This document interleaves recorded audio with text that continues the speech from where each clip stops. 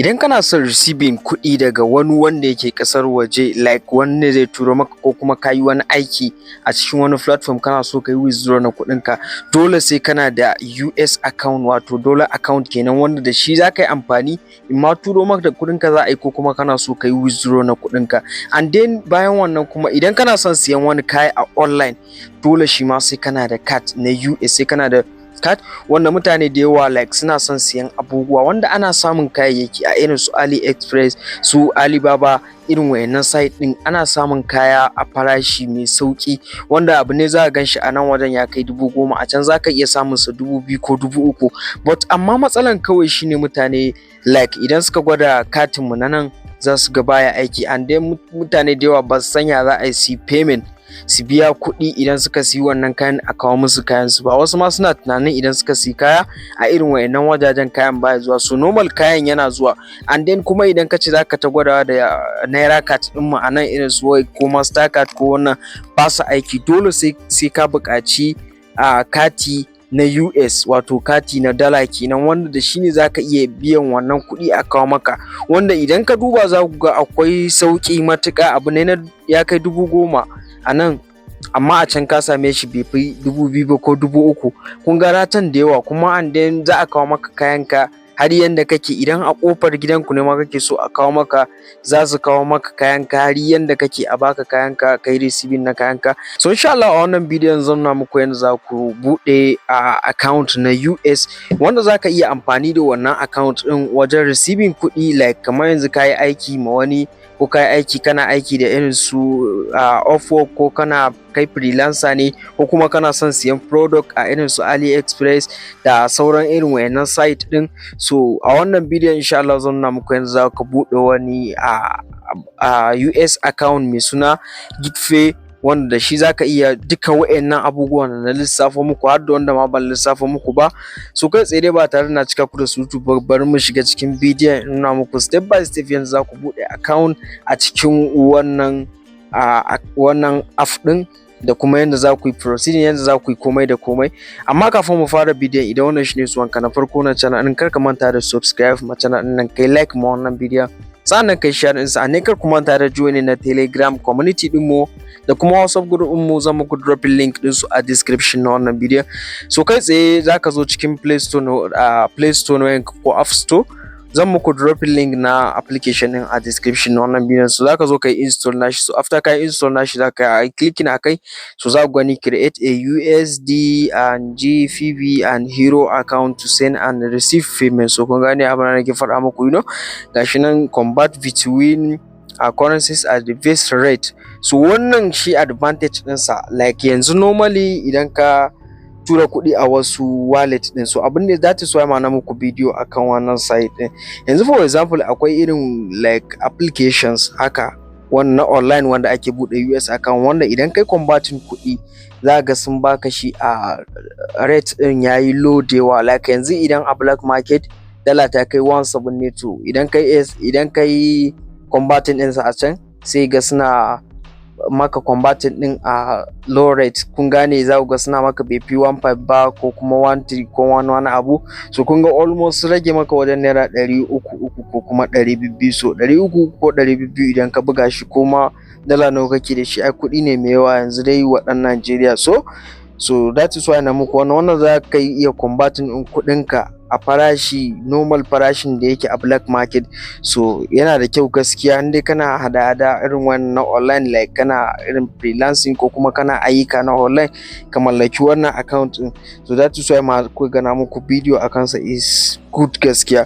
So a nan wajen idan muka zo, so gashi nan create and manage debit card for easy spending. So kam abin da nake faɗa muku, za ka iya creating account wanda kamar yadda na faɗa muku already, za ka iya creating virtual card wanda zaka na siyayya a AliExpress, wanda zaka samu kaya mai sauki a AliExpress da irin wayannan site din ka siya kuma kayan ka zai zo. Ba yau na saba siyan kayan AliExpress ba, ina har gobe ina siya ba su ɗaya ba su biyu ba, so za ka iya amfani da wannan katin. So kamar yadda kuke gani, create and manage invoice for easy spending, so za ka iya create na invoice. So kai tsaye dai bari mu nuna muku, so da ka danna inda aka saka sign off domin creating na account ɗinka. So a nan wajen za ka saka phone number naka, so ni kai tsaye yanzu bari na saka phone number ɗina. So bayan ka saka phone number naka, gashi nan dai kai ka next, za su tura maka da OTP, za ka yi allow, sai kai verify phone number. So da yake ina da wannan, so na saka just wani phone number ne. So a nan wajen za ka saka email ɗinka, after ka saka email ɗinka sai ka danna submit. So after ka danna submit, za su tura maka da code a email ɗinka. So yanzu kai tsaye bari mu je in duba cikin email ɗina, so zan yi back, sai ka dawo like bari mu je cikin email. So gashi nan I think sun turo, so zan yi copy na shi like this, sai ka dawo sai kai pasting a nan wajen. So after kai pasting sai ka danna verify email address, gashi nan wata uwar. So a nan wajen idan muka zo gashi nan proof of address, wato nan wajen proof of address din like zaka dan fita in a gida kake, so zaka dan fita waje sai ka yi dauki hoton area ku, just kana fita kawai sai ka dan daga wayanka ka dauki hoton anguwan ku. Kun fahimce ni? So kawai za ka ɗauki hoton anguwanku, kana ɗaukan hoton anguwanku sai ka danna nan continue. So akwai yanda za su buƙace shi, kun gane, akwai yanda za su buƙace shi. So a nan wajen idan muka zo a nan wajen za ka saka sunanka, a nan wajen last name, sai a nan wajen ka saka date of birth ɗinka, wato shekarun da aka haife ka, make sure ka tabbata ka wuce shekara 18. Sai a nan wajen nationality sai ka zaɓi ƙasan da kake, Afghanistan kake ko Albania ko anyway dai, so kun gane. So ni muna Nigeria, so zan saka Nigeria. Sai a nan occupation, wato sana'anka, so za ka zo ka zaɓi business ɗin da kake yi. So kamar yadda na faɗa muku, wannan ya danganci like abubuwan online ne ma, so za ku gani. So any aikin da kake, idan baka gani ba za ka iya zuwa ka saka others ɗin nan. So ni kai tsaye zubar na zo zaɓi blogger. So idan muka zaɓi blogger, sai nan wajen da aka saka referral code ɗin nan, shi kuma abinda kawai za ka saka a wajen. So idan ka zo za ka saka haka, so yanda kuka ga na sa muku shi ɗin nan like haka, so kun gane. Idan ka zo za ka saka haka, sai ka saka like haka, okay, like sai ka saka wa'annan 1 2 5 8 7. So wannan shi da ka saka a nan wajen. Idan ka zo wannan abin da kuka ga na rubuta din, shi kawai za ka saka a wajen. Kawai kana sakawa sai ka danna next, after ka gama cike detail ɗinka. So ni kasancewa yanzu ina da account kuma ba a creating account sama da guda ɗaya, so kai tsaye yanzu zan shiga cikin account ina. But before na shiga cikin account ina, normally na sa akwai information da za su tambaye ku bayan wannan. So da haka zan muku bayanin duka idan kuka je wajen abin da za su saka muku. So kasancewa ina da account kuma ba a creating account sama da guda ɗaya, so kun ga ba zai yi in saka information ɗin da already na riga na saka a can, in sake saka shi a sabon account ɗin da yanzu nake shirin buɗewa ba. But amma zan na sa muku screenshot, ina muku bayani dalla yanda za ku information da za ku saka. So after ka wuce nan wajen, so na gaba abin da za su buƙace ka shine ka yi verify na address ɗinka.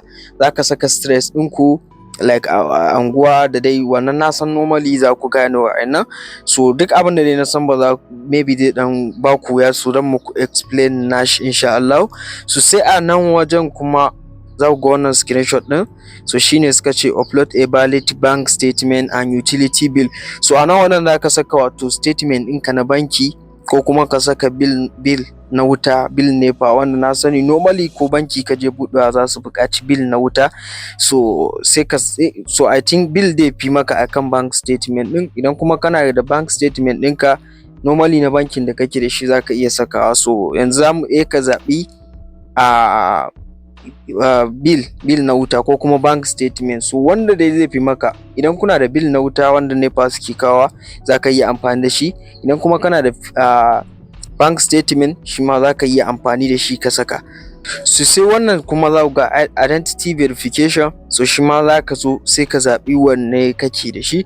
So idan ka danna shi za ku ga akwai international passport, akwai ID card, akwai driving license, ga NIN. So ni international passport da dai sauransu, sai ka zaɓi NIN, national identity number, NIN number ɗinka. so make sure sai ka zaɓi nin number ɗinka zai fi maka. So after ka yi selecting nin number ɗinka za ka danna next. So idan ka danna next shi kuma zai kawo ka nan, zai kawo ka wannan screenshot ɗin da shi ma nake nuna muku.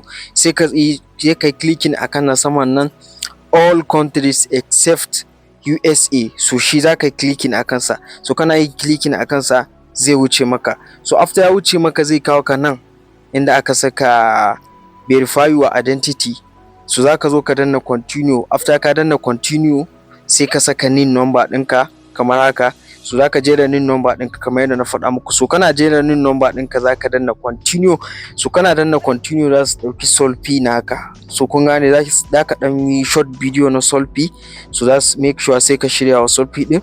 So after ka danna solfi ɗin like so daga nan ka gama. So a nan wajen za ku ga sun saka maka your verification is now under review. So that is all. Yanzu ka gama creating na wallet ɗin. So after ka gama creating na wallet in, I think that is all. Sai kuma creating na account ɗin da kuma sauransu virtual card da sauransu wanda yanzu zan muku showing yanda za ku yi wannan. So after ka gama cikin detail ɗinka, so that is all, ka yi creating na account. So bayan ka gama creating na account ɗinka za ka shigo ga a nan wajen da aka saka card nan. So idan muka shigo ga yanda aka saka get a virtual card, so za ka clicking a kansa. So gashi nan sai ka zaɓi kalan katin da kake so a nan wajen. So kun gane ga yellow ga wannan. So sai ka zaɓi wanne ka ga ya fi maka, mastercard ne sai ka danna continue. After ka danna continue so gashi nan your wallet will be charged $3 for card creation. So za a caje ka $3 na creating wannan card ɗin. But amma kamar yadda na faɗa muku katin yana da matuƙar amfani sabida idan sayayya da kai da shi a online za ka samu kaya a can da farashi mai sauƙi, akwai discount. Kamar yadda na faɗa muku abin 10,000 ne za ka same shi a can a 2,000 ko 3,000. Banda ma yanzu da dala ta yi tsada, da naira kaza ake magana irin like naira 3, naira 2, naira 5. So yanzu da yake dalar ta ɗan yi tsada, so maybe ka ga abin kai ma ya ɗan maka tsada, but duk da haka dai kayan a can ya fi nan sauƙi. So irin su AliExpress wanda zan sake already na yi video akan da ake siyan kaya irin wannan wajen, but amma next video ɗin mu shi ma insha Allah zan sake muku video akan yadda za ku na siyan kaya a cikin AliExpress, yadda za ka zaɓi kaya masu sauƙi kuma abu mai good quality ka siya kuma a kawo maka shi har yanda kake. So a nan wajen idan ka zo sai ka saka amount ɗin, sai ka yi choosing wallet ɗin da kake so ka yi payment na $3 nan. So akwai US, so make sure ka yi funding na account ɗinka, in ma da naira kake son biya ko da US dollar. So za ka zaɓi anyone da kake so sai ka biya kuɗin wannan katin da shi. So kuɗin katin dai $3 ne. So a nan wajen ka yi danna create card. So kun gani invalid request saboda babu kuɗi a cikin wallet ɗina. So but amma da na yi funding ɗinsa zan iya saka, and then a nan wajen za ka saka nickname ɗinka. So za ka iya ba su nickname ɗinka, so kamar yadda kuke wanda a sa maka a jikin katin ka. So za ku ga gashi nan muka saka Tech. So kun gani sun samu shi a jikin katin nan. So make sure sai ka sai ka zaɓi wannan ɗinka. So that is all. So idan kuma like kai kana harkoki irin na online, maybe kana irin like kamar irin su YouTube ko kuma kana aiki a irin su Upwork, su harkan da ya shafi irin su freelancing da dai irin wa'annan ayyuka, irin wa'annan wajajen kana so kana receiving na kuɗinka. Kun fahimce ni, irin su Upwork da dai sauran irin wa'annan wajaje da ake aiki a online ana biyan mutum irin wa'annan site ɗin. So kana so ka yi aiki a irin wa'annan site ɗin ana biyan ka kuɗi, kana receiving na kuɗinka. Maybe ka rasa wani payment method za ku yi amfani da shi, like kamar yanzu mutanen mu ana yawan suna da matsala akan PayPal, da yawa ba su da PayPal account, suna so su creating PayPal account. Wannan na bidiyo yadda ake creating PayPal account, but amma dai wannan gaskiya I think zai ɗan fi maka sauƙi wajen receiving kuɗinka. Kun ga direct za ka yi converting ɗinsa a cikin nan wajen. Haka wannan wallet ɗin za ka iya linking ɗinsa da PayPal ɗinka. So like yanzu idan kana yin wa'annan ayyukan kana so kana receiving na kuɗinka, like payment method ɗin da za ku ga ana nuna muku maybe yana baka wuya. So abinda kawai za ka yi, za ka zo yanda aka saka account ɗin nan. So idan ka zo za ka danna create account, za ka yi creating account wanda za ka na receiving wannan kuɗinka da shi. So kai tsaye bari mu yi creating account ɗin ku gani. Okay, so after ka gama yanzu, so gashi nan na shigo kan wannan ɗina account ɗina. So like yanzu idan muka shigo, so za ku ga a sama yanzu yana kan wallet ɗin NGN ne, wato Nigerian Naira. So za ka zo ka taɓa kansa kan wallet ɗin, sai ka zo ka mai da shi US dollar. So yanzu wannan shi ne. So yanzu kai tsaye yanzu me za mu yi bayan ka gama? So a nan wajen za ka danna inda aka saka account. So yanzu ne za mu yi wato creating account. So za ka danna inda aka saka create account. After ka danna sai ka zaɓi wani account kake so ka yi creating. So USD account muke son mu yi creating. Like so after ka yi clicking akan USD account sai ka danna next. So after ka danna next, so gashi nan to help us quickly set up your USD account, please answer the following questions. So a nan wajen gashi nan suna tambayan source of income ɗinka, wato hanyoyin shigowar kuɗinka. So da ka danna sai ka ansa musu family, salary and wage. So sai ka zaɓi like irin na salary ka ne ko kuma like a family ake tura maka. So anyway, so za mu zaɓi, idan ka zaɓi salary, what is the primary use of the account, wato don me kake son yin amfani da account ɗin, sai ka danna nan. Sai ka zaɓi receiving payment for freelancing platform like Upwork, Fiverr, receive payment from family, accept payment from international client da dai sauransu. So a nan wajen sai da ka iya choosing more than one. So kun ga yanzu mu like ni as a freelancer ina yin aiki a irin su Upwork da Fiverr, so zan yi selecting wannan. So sai wannan kuma receiving payment, wato karɓan kuɗi like kaman family na like suna turo min kuɗi. So za ka iya selecting ɗinsa idan family ka like suna ƙasar waje suna turo ma da kuɗi ko kuma wani naka. So za ka iya zaɓen wannan sai accept payment from international client, wato karɓan kuɗi daga wani customer da yake ƙasar waje. So almost to kun gama guda ɗaya za mu iya choosing. So ni dai ban na zaɓi na saman nan. So kai ma sai ka zo ka zaɓi wanda kake ga ya fi maka a nan wajen. So ni kasancewa ina aiki a irin su Upwork da Fiverr da sauransu, zan iya selecting wannan. Haka kuma za ka iya selecting receive payment from family, accept payment from international client and the rest. So make sure sai ka tsaya before kai choosing, ka tsaya ka duba wanne ne kai zai fi maka, wanne ne naka, wanne ne hanyar samun kuɗinka ko kuma wanne ne kake gani is okay, sai ka danna confirm. So kana danna confirm sai nan wajen ƙasan da kake, wato select your freelancing or business category. So sai ka zaɓi wani kalan like wannan kake yi. So ni da yake kun ga na zaɓi freelancing ne. So suna tambaya na like wani kalan abu nake yi. So like zan zo yi selecting design and creative services, writing and content creation, technology and software. So bari na zaɓi na saman nan.